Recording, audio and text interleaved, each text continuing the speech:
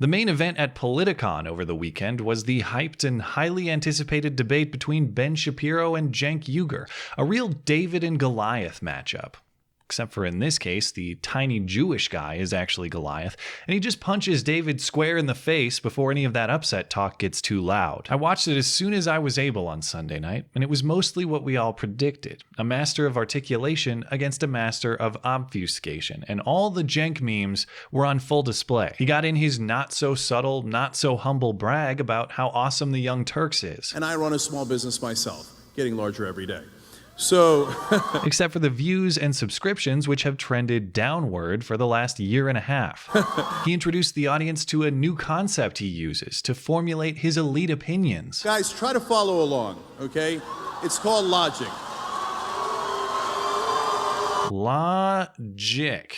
Is that with a J or a G? And all of this was punctuated with the classic Cenk mannerisms, right?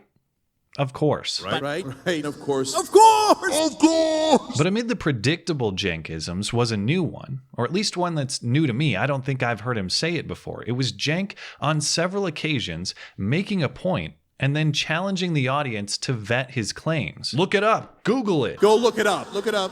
You can Google it. It's really easy. Once again, it's this wonderful capitalist invention called Google. Google it. Well, since you asked so politely and never insulted our intelligence.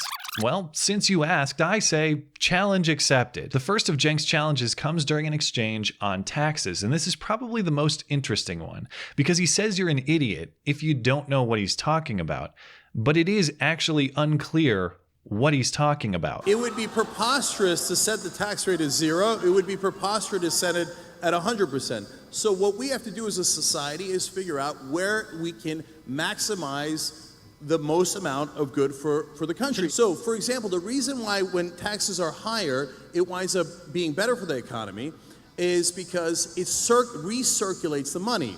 So if you give it to the rich, this is hilarious. If you're uneducated, please at least don't make it obvious. So if you don't know the concept of recirculation of money, then go look it up. And I did Google recirculation of money in good faith. I'm not the most well-studied economics mind, so I figured maybe I missed class that day or something. This isn't a term economists use. In fact, if you do actually Google recirculation of money, the top hit is a story quoting Cenk in this very debate. He does go on a bit further to explain what he means. The way that it works is that when the middle class has more money, disposable income, they spend it. Why? Because they're not living in the lap of luxury. They're not saving it for their yacht. So they need to buy food for their family. They need education for their family. So they spend it and it goes back into the economy. What he's describing isn't really recirculation of money. It's Keynesian economics or demand side economics. It's the idea that demand is the primary factor in driving economic growth. So if we get more spending power in the hands of consumers,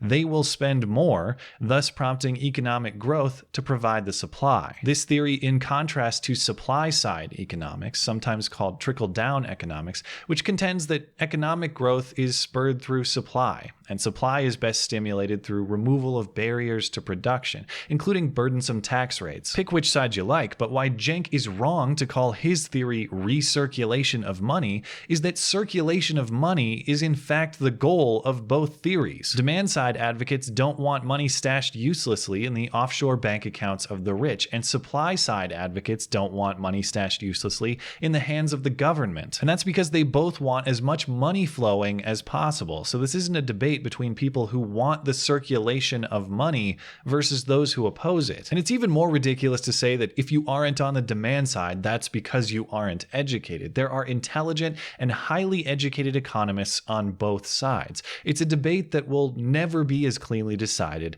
as this one was. Next comes the issue of campaign finance and whether political donations should be considered speech under the First Amendment. As far as the idea that Republicans pass tax cuts because they're beholden to their donors, okay, and Democrats pass tax increases because the unions give them hundreds of millions of dollars every year, and I don't see Democrats complain about this. You got me there. The unions give money to the Democrats. So, am I angry about that? I mean, does it upset you as much as, bankers giving money to Republicans? No. The corporations give way more than the unions. So it depends which corporations. That's okay. That's not really true. Look it up.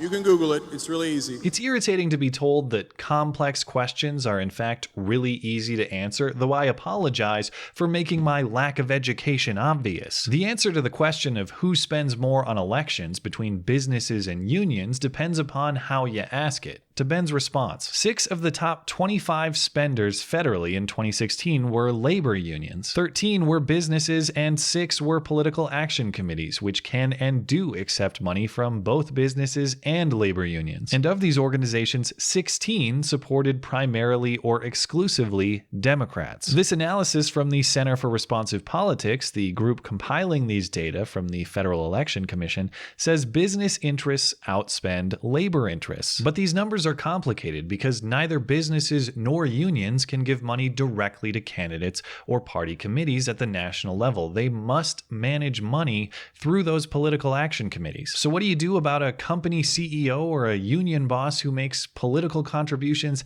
as an individual? Well, this analysis lumps those contributions in with the organizational spending, which creates a crucial caveat in their conclusion that business interests outspend labor. Individual contributions are categorized as a business interest based on the donor's occupation or employer. Since nearly everyone works for someone, and since union affiliation is not listed on FEC reports, totals for business are overstated while labor is understated. So if you work at Walmart and decide to make a donation to a candidate for federal office, this analysis counts your contribution as a Walmart contribution, even if you hate the company and you gave to Bernie Sanders. The other difficulty with this analysis is it says nothing about state and local elections, where teachers' unions or other public sector unions are often major players and often much more powerful than they are nationally. And look, Cenk may be right. If you believe the people compiling these federal data, business interests do outspend labor interests at the national level. But it's clearly not a question as simple as Google it.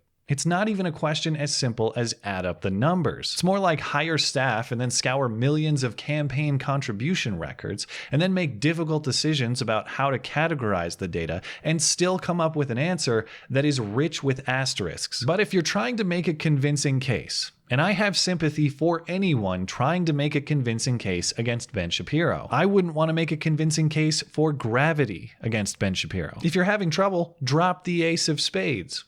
Call him racist. It's what Cenk opts to do in response to Ben's criticism of the identity politics within the Democratic Party. What's become more common is that on the left, there's this retreat to intersectionality as an identity politics. This idea that if we can cobble together a group of people who are feeling victimized by American society, you know, we have black people and we have Hispanic people and we have women and we have gays and lesbians and transgenders, and they all feel really bad about how American politics is going. And if we push that notion, we can create a coalition that will be a brand new coalition never before seen in American politics. Look, this idea of the identity, that Democrats don't have identity politics, and some of them do, but let's not forget that Republicans do the same and worse. Who was the one who came up with the Southern strategy? That was the Republican Party. And the Southern strategy was, let's go get racist white voters in the South. That's a fact. Once again, it's this wonderful capitalist invention called Google. Google it. 2 Republican chairmen have said, yes, we did do that strategy, and we apologize. So that's a fact. They're the ones who invented identity politics. You like identity politics when it serves your interests, but all of a sudden when we say, hey, can black people have the same rights as white people? Oh, identity politics.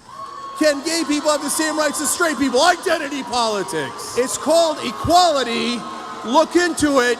It's called America, okay? Actually, to the question of can black people have the same rights as white people, we all said yes, with the Civil Rights Act of 1964. To the question of can gay people have the same rights as straight people, the Supreme Court said yes. More than 2 years ago. But again, Cenk tells us to Google a question that is actually pretty complex and not entirely clear. Why did the South turn from a Democratic stronghold into a Republican one after the Civil Rights Act? Cenk says it was deliberate racial pandering from the Republican Party, but there are plenty of other cases to be made. Some argue religious institutions created the shift. Some argue the explanation is economic. To his point on Republican chairmen admitting to it, it is true that Ken Mehlman in 2005 and Michael Steele in 2010 both discussed the party's disconnect with minority voters and referenced the Southern strategy in particular, with Mehlman calling it, quote, wrong.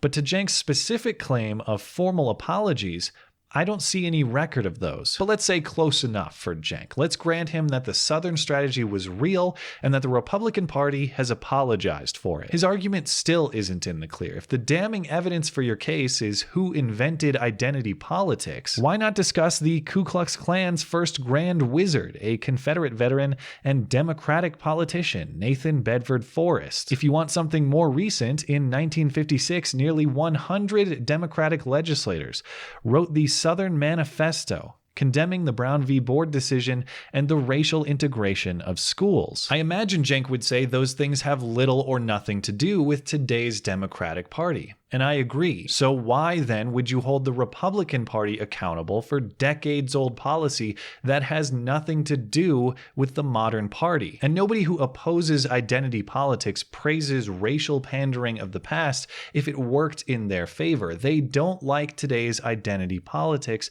and they're likely to say it was wrong in the past too. It's ironic that Cenk tells the audience to look these things up in such a dismissive way, because what he's actually doing is dismissing his own purpose as a debater. If your presence on the stage can be interchanged with simple Google, you're not doing it right. It is true that we can all find facts on a moment's notice, but what computers struggle to do, that a skilled orator can, is assemble those facts in a cohesive, structured way that brings sense to the world around us. It's why we have humans on the stage instead of computers. And if it is that simple, just Google it. For the love of God, Google debate tactics and common decency to an audience. If you're that elitist and unlikable, please don't make it obvious. Thanks as always for listening and for supporting this channel. Always appreciate that thoughtful discussion down below, and especially over on Twitter. That is at ML Christiansen. You're always welcome to come hang out and chat in my live streams. Those are linked